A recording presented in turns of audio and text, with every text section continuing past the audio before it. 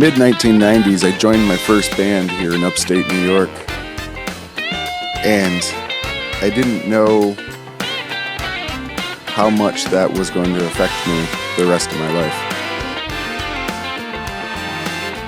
You see, I was into all the normal guitar heroes that we all grew up with, Jimmy Page, and Jeff Beck, and Jimi Hendrix, and all those guys. And I never really got into the music of the Grateful Dead until that band. We'd all sit around and jam for hours and hours in the garage, just trading back and forth guitar lines and keyboard lines and trying to make music that sounded like Shapes and everything that kids do when we're experimenting. And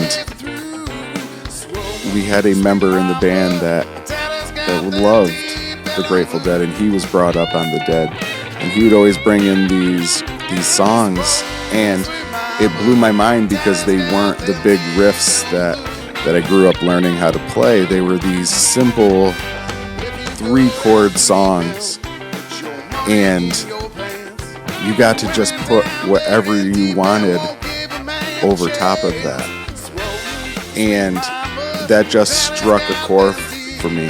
It hit a nerve. It allowed me to express everything that I was feeling during that show, and it may be completely different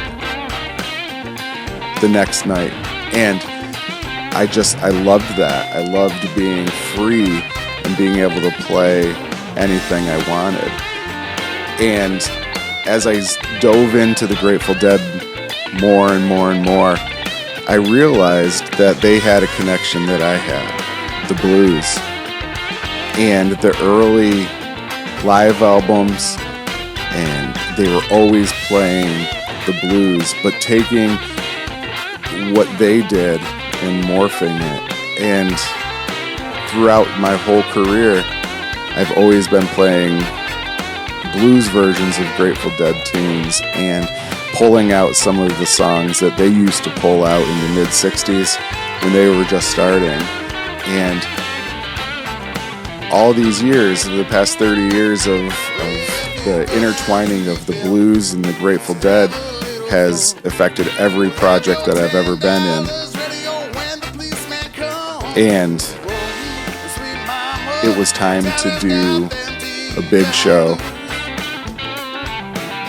that brings the community together, both the Grateful Dead community and the blues community in one space, and we're going to call that Blues is Dead.